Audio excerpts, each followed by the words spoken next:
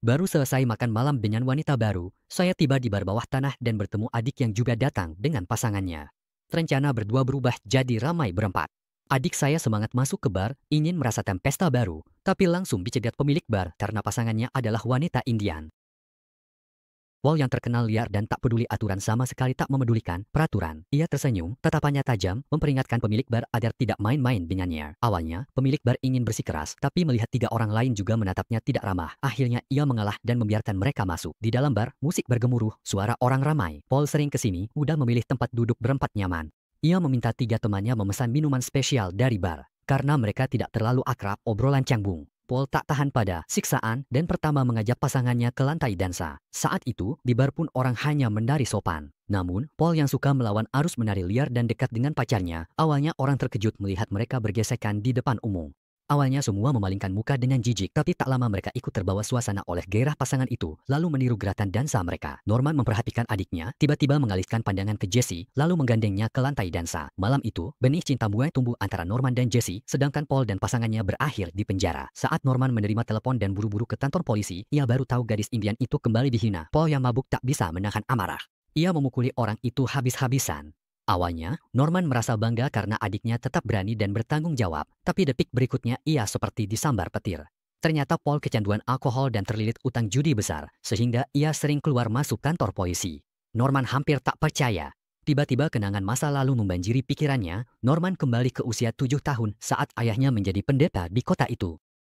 Norman dan Paul masih muda. Sementara itu, ayah mereka percaya manusia penuh dosa untuk menerima bimbingan Tuhan untuk memiliki kebajikan dan kekuatan, dan suara Tuhan berasal dari alam. Karena itu, di waktu senggang, ayah mereka sering mengajak kedua bersaudara berjalan di tepi sungai Blackford, dijuluki sungai keluarga oleh penduduk setempat. Setiap kesini, sang ayah selalu bersemangat, bukan hanya karena bisa dengar petunjuk Tuhan, tapi juga karena sungai ini banyak trout gemuk dan dia ahli fly fishing. Bagi ayah, memancing sama pentingnya dengan agama, karena memancing kejahatan penuh hikmat dan keindahan, dalam prosesnya seseorang bisa melatih diri dan membentuk karakter. Selain itu, jika memungkinkan, ayah mereka tidak akan membiarkan orang yang tidak bisa memancing menangkap ikan karena menurutnya itu penghinaan bagi ikan. Pandangan aneh ini diwarisi Norman dan Paul. Yang diwariskan ayah kepada kedua bersaudara itu bukan hanya pengetahuan memancing, tapi juga metode dan tekniknya. Cara memancing ayah mereka adalah teknik 4 ketukan, melempar tali pancing antara jam 10 dan jam 2 dengan irama 4 ketukan. Awalnya, ayah mereka menganggap memancing adalah seni dan biasanya seni sulit dipelajari, namun hasilnya di luar dugaan. Kedua bersaudara itu cepat menguasai triknya dan sama-sama jatuh cinta pada memancing. Namun, Norman dan Paul tidak punya kesamaan lain karena kepribadian mereka berbeda. Norman, kakaknya, tenang dan pengertian, hampir tak pernah membantah orang tuanya. Ayahnya memintanya menulis 5 hari seminggu, dan dia menulis patuh sampai ayahnya puas. Ibunya memintanya menjaga adiknya, maka dia menyesuaikan langkahnya dengan adiknya. Sementara Paul, adiknya, lebih berani dan pemberontak. Setiap kali kedua bersaudara itu bermain, Paul mengajak Norman nakal, seperti menarik celana anak lain. Norman hanya berani bersembunyi dan diam-diam mengagumi wanita dari jauh, sedangkan Paul berani maju, menggoyangkan badan dan berinteraksi. Saat menghadapi anak laki-laki lebih kuat, Norman menilai kekuatan dulu, dan hanya bertindak jika kekuatannya mirip. Tapi Paul tidak peduli, jika tidak suka seseorang, dia maju berkelahi. Dia juga menantang ayahnya. Suatu kali, ayahnya memintanya menghabiskan bubur gandum di piring, tapi karena tidak suka, dia tidak menyentuhnya, membuat ayahnya merasa dia membuang makanan. Ayahnya menghukumnya, kalau tidak dihabiskan, tidak boleh meninggalkan meja makan, dan Paul bertahan seharian. Akhirnya, ayahnya yang mengalah. Saat itu Norman sadar, ketegasan Paul memang dari dirinya. Meski mereka berbeda, mereka sangat dekat. Mereka sering bermain, suka berbaring di rumput, berbagi mimpi. Norman berkata, kalau besar nanti, aku ingin jadi pendeta seperti ayah. Atau mungkin jadi petinju, sedangkan Paul ingin jadi pemancing trout. Tapi setelah tahu tidak ada pekerjaan seperti itu, dia setuju jadi petinju. Dengan membawa impian masa depan, kedua saudara itu tumbuh dewasa. Karena harus membantu keuangan keluarga, Norman mulai bekerja di dinas kehutanan, menebang pohon tiap hari. Karena penampilannya ramah dan sifatnya tenang, teman-temannya sering memanggilnya pendeta. Sementara itu, Paul jadi penjaga kolam renang untuk gadis-gadis. Seperti diketahui, anak laki-laki remaja sering bikin pusing karena mereka gelisah dan suka cari tantangan demi tampil beda. Paul memang pemberontak, kini makin berani. Suatu malam, Paul dan Norman diam-diam keluar jendela, lalu keliling kota bersama teman. Saat berhenti, Paul mengusulkan naik perahu di arus deras. Awalnya ragu. Bagaimanapun, ini tetap mempertaruhkan nyawa. Melihat keraguan itu, Paul segera meminta Norman mendukungnya, dan Norman memang tak pernah mengecewakan adiknya. Akhirnya, semua orang memanggul perahu ke tepi sungai saat fajar menyingsing. Tapi melihat arus deras mengamuk, mereka ciut nyali. Hanya Paul yang tetap bersemangat mencoba. Awalnya Norman juga ingin mundur, tapi melihat tatapan penuh harap adiknya, ia menggertakkan gigi dan memutuskan ikut berjuang. Akhirnya, kedua bersaudara naik perahu kecil. Awalnya, perahu melaju tenang mengikuti arus, tapi tak lama mereka sampai di sungai berjeram deras. Meski berusaha mendayung menghindari rintangan, perahu tetap terbawa arus ke air terjun dan jatuh ke bawah. Saat teman-teman berlari di tepi sungai ke hilir, yang terlihat hanya perahu kayu hancur terbalik di batu. Semua mengira kedua bersaudara celaka, lalu mereka panik ke perahu. Namun tiba-tiba, Paul muncul dan mendorong mereka ke sungai. Ternyata, ini hanya lelucon Paul.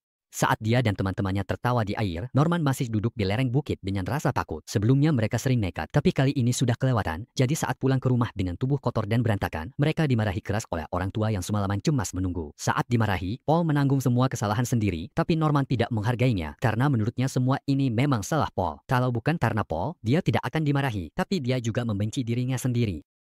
Kenapa dia memaklumi adiknya? Pagi berikutnya, dia tak bisa menahan amarah di hati.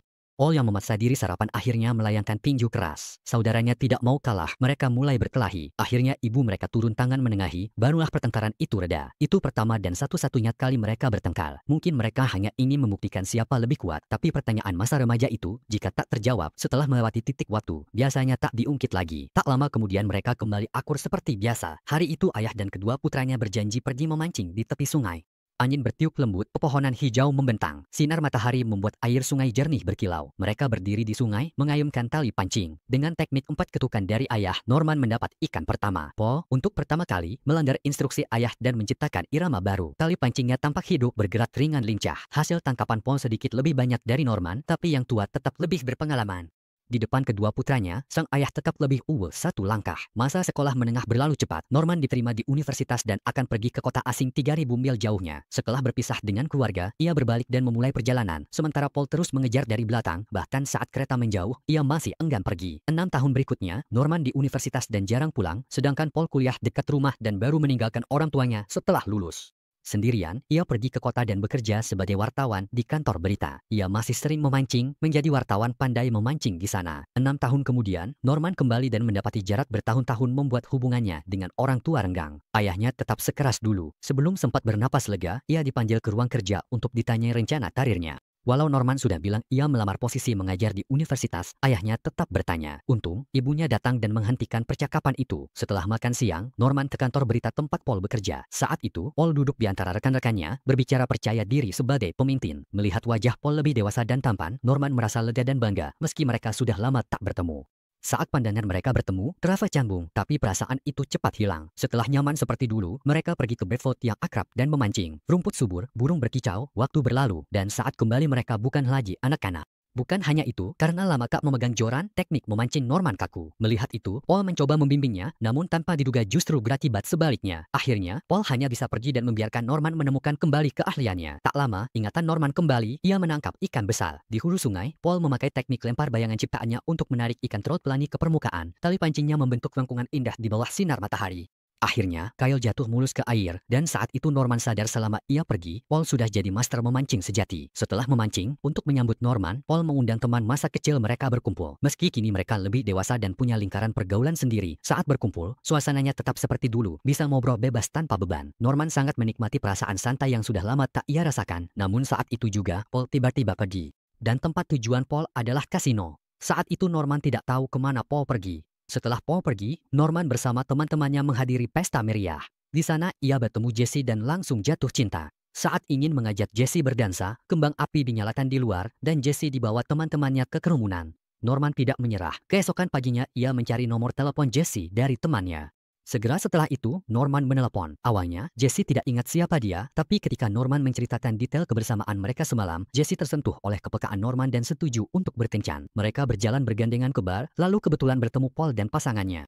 Meski kencan berempat tak berjalan mulus, Norman tetap bahagia karena hubungannya dengan Jesse makin dekat. Tapi setelah tahu Paul kecanduan alkohol dan terlilit utang judi besar, Norman sadar ia tak benar-benar mengenal adiknya seperti yang ia kira. Ia hanya memandangi lengan baju Paul berlumuran darah akibat perkelahian. Hati Norman dipenuhi iba. Dalam perjalanan pulang, ia menawarkan bantuan keuangan, tapi Paul hanya diam, menandakan penolakan. Setelah itu, lama mereka tidak berbicara akrab. Jika bertemu, hanya saling menyapa dari jauh. Norman tidak mengerti mengapa Paul, yang tampak penuh semangat di depan orang, bisa terjerumus kecanduan alkohol dan narkoba. Namun saat ini, ia juga tak punya waktu memikirkannya lebih jauh, karena harus menghadapi Mel, tetap Jesse. Mia mengaku ke orang luar dirinya seorang bintang, hidup mudah di Hollywood. Tapi dari kondisi mentalnya kadang melamun dan kadang terlalu bersemangat. Keluarganya tahu hidupnya tidak baik-baik saja. Maka mereka ingin Norman menemaninya memancing biar suasana hatinya berubah. Meski Norman tidak suka kakak iparnya yang bermuka licin, suka membual, dan menggoda perempuan itu, ia setuju demi Jesse. Karena ini tugas berat, Norman mendatangi Paul untuk meminta bantuan. Ini pertama kalinya mereka benar-benar berbicara sejak bertemu di penjara, meski tak ada yang menyinggung kejadian itu.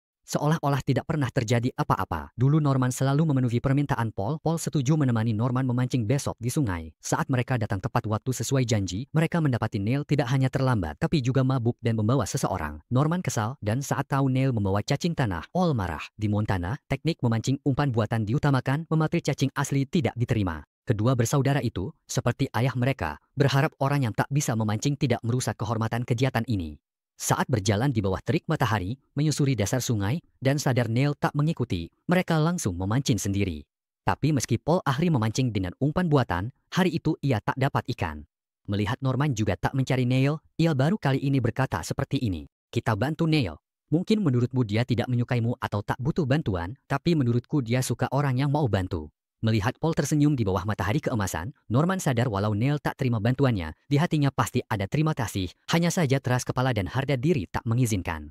Setelah mendengar itu, Norman ingin bicara, tapi belum sempat, ia didesak pergi. Karena yang terpenting bagi mereka saat itu adalah menemukan Neil. Setelah menyusuri bukit dan menemukan Neil, mereka justru mendapati Neil telanjang dan tertidur di rerumputan bersama seseorang. Karena keduanya terbakar matahari, bergerak dan mengenakan pakaian sulit, jadi kedua bersaudara memutuskan mengantar mereka pulang terpisah. Norman membawa Neil pulang ke rumah, tapi sampai di depan pintu, Norman langsung dimarahi habis-habisan oleh Jesse. Menurut Jesse, kesalahan Neil terjadi karena Norman tidak menjaganya. Norman merasa sangat tidak adil, tapi tidak membantah Jesse, hanya meminta diantar pulang. Dua orang yang kesal itu naik mobil bersama dalam keheningan. Tiba-tiba jalan di depan macet, dan Jesse yang kesal membelokkan mobil ke jalur rel kereta api di samping. Itu rel kereta yang sudah tidak terpakai, tapi Norman mengira rel itu masih aktif, jadi dia cemas dan hampir tak berani bernapas. Yang membuatnya makin takut, ada jurang puluhan meter di bawah, jadi kalau mobil melenceng, mereka pasti jatuh dan hancur. Norman sampai pucat, tapi suasana hati Jesse justru jadi lebih baik. Saat melirik ekspresi Norman, Jesse tak bisa menahan senyum di sudut bibirnya. Setelah perjalanan berguncang, setengah jam kemudian mobil tiba di rumah Norman. Norman berkata, aku tidak suka takatmu, tapi aku suka kamu. Semoga kita bisa bertemu lagi. Jesse tak langsung menjawab, tapi dalam hati dia yakin Norman layak dipercaya. Malamnya, Paul yang lama tak pulang akhirnya kembali. Keluarga menikmati suasana hangat, dan Paul menceritakan berita menarik saat makan malam. Semua orang tahu dia hanya pura-pura bahagia. Saat ibunya tak tahan dan ingin mengungkapkan kebenaran, Paul langsung berdiri dan pergi dengan alasan ada urusan, tampak tergesa. Setelah Paul pergi, suasana ruangan makin tegang. Norman tak tahu cara memecahkan kebuntuan ini karena siapapun tak bisa membantu orang yang memang tak ingin dibantu. Seminggu kemudian, Neil akan pergi. Meski dia punya banyak kebiasaan buruk, keluarganya tetap menyayanginya. Jesse bahkan meminta Norman ikut ke stasiun mengantar tetatnya agar tetat sulungnya itu bisa merasakan lebih banyak kasih sayang, dan Norman melakukannya demi menghormati permintaan Jesse.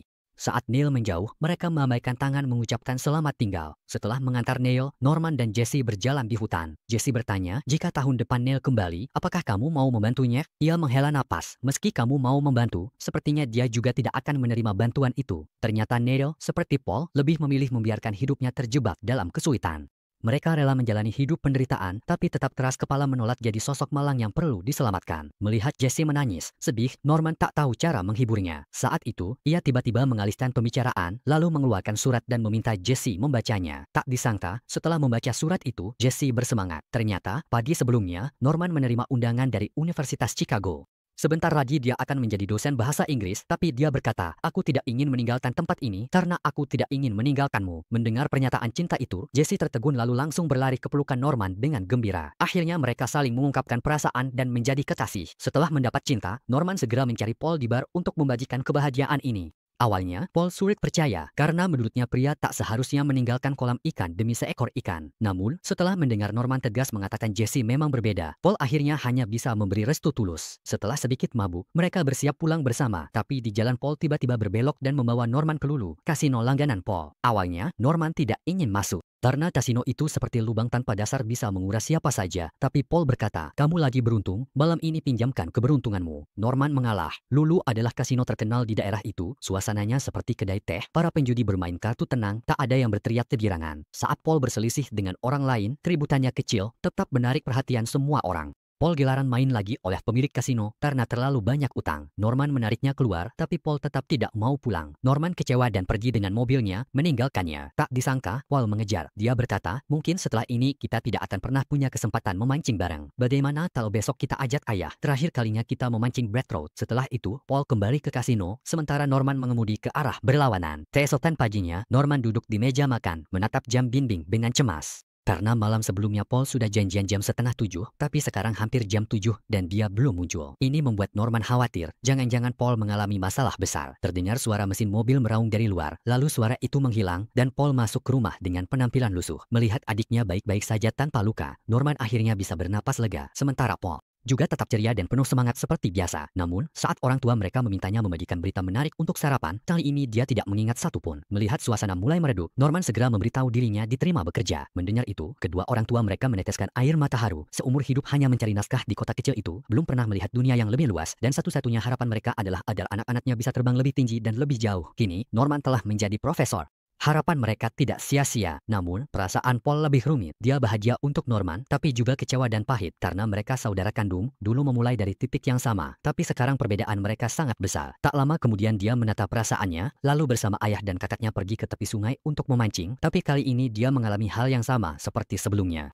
Sudah lama dia tidak mendapat ikan, sementara Norman dan ayah mereka justru berhasil. Paul awalnya hanya gelisah, lalu akhirnya bertanya pada Norman tentang teknik memancing. Setelah Norman menjelaskan, ia tiba-tiba serius dan berkata, "Aku ingin melamar Jessie dan tinggal di Chicago. Aku juga berharap kamu ikut ke sana. Di sana banyak kantor berita yang bisa memberimu peluang. Sebenarnya, ini tawaran yang sangat baik."